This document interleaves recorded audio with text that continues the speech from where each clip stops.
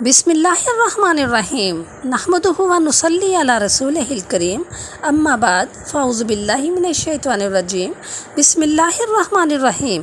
اللہ تعالیٰ قرآن پاک میں ارشاد فرماتے ہیں وما ارسلناک الا رحمۃ للعالمین، اور اے محبوب ہم نے آپ کو تمام جہانوں کے لیے رحمت بنا کر بھیجا۔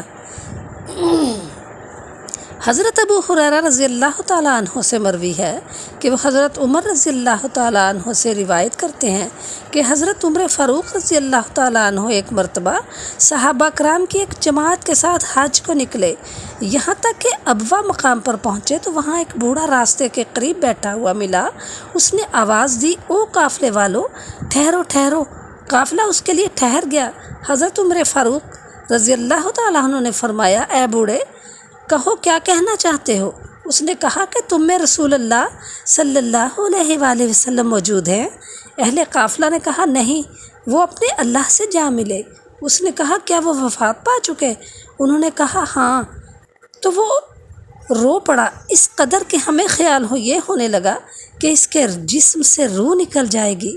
پھر اس نے کہا آپ صلی اللہ علیہ وسلم کے بعد امت کا والی امیر کون بنا؟ انہوں نے کہا ابو بکر صدیق۔ اس نے کہا بنو تمیم کا سردار؟ انہوں نے کہا ہاں۔ اس نے کہا کیا وہ تم میں موجود ہیں؟ انہوں نے کہا وہ بھی اللہ کے پاس چلے گئے، وفات پا چکے۔ انہوں نے کہا ہاں۔ وہ رویا حتیٰ کہ ہم نے اس کے رونے کی ہچکیاں سنی۔ پھر کہا اس کے بعد کون امت کا والی امیر مقرر ہوا؟ انہوں نے کہا عمر رضی اللہ تعالیٰ عنہ۔ اس نے کہا بنی امیہ کی سفیدی کہاں ہے؟ اس کی مراد عثمان رضی اللہ تعالیٰ عنہ بن عفان تھے، اس لیے کہ وہ زیادہ نرم مزاج اور نرم خو ہیں۔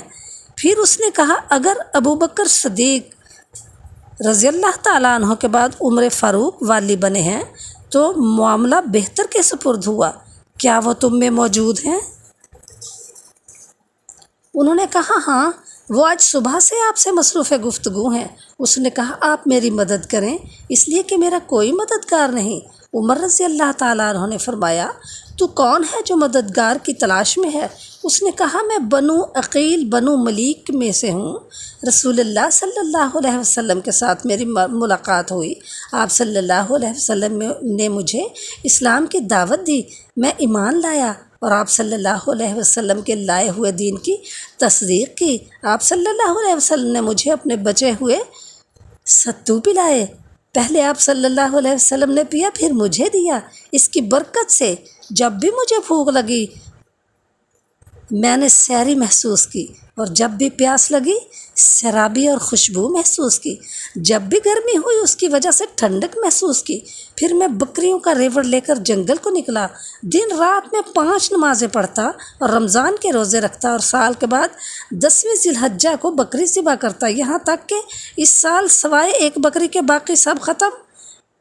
اس کو بھی گزشتہ شب بھیڑیا لے گیا، اس کی بچت ہمیں ملی اور ہم نے وہ کھائی، اور اب ہم آپ تک پہنچے، آپ ہماری مدد کریں، اللہ تعالیٰ آپ کا مددگار ہو۔ حضرت عمر رضی اللہ تعالیٰ عنہ نے فرمایا آپ مدد کو پہنچ گئے، مجھے پانی کی اطلاع دیں کہ پانی کہاں ہے۔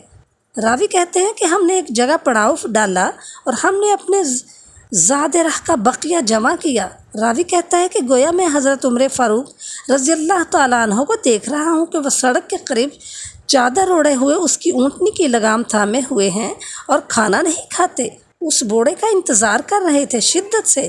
جب قافلے کے کوچ کا وقت آیا حضرت عمر فاروق نے پانی والے کو بلایا اور اس شیخ کی صفات اور تعارف کرایا اور فرمایا جب یہ تیرے پاس آئے تو اس کا اور اس کے اہل و عیال کا خرچہ دے دیا کرو، یہاں تک کہ میں تیرے پاس لوٹ کر آؤں۔ انشاءاللہ، راوی نے کہا ہم نے حج کے احکام پورے کیے اور واپس لوٹے۔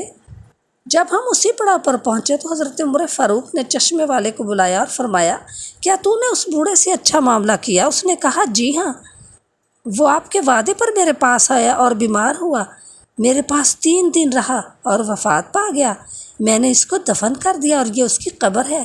راوی کہتا ہے کہ گویا وہ منظر اب بھی میرے آنکھوں کے سامنے ہے۔ میں عمر فاروق رضی اللہ تعالیٰ عنہ کو دیکھ رہا ہوں کہ انہوں نے اپنے قدموں کو حرکت دی اور تھوڑی دور اس کی قبر پر جا کے اس پر نماز جنازہ پڑھی، پھر گردن جھکا لی اور رو پڑے۔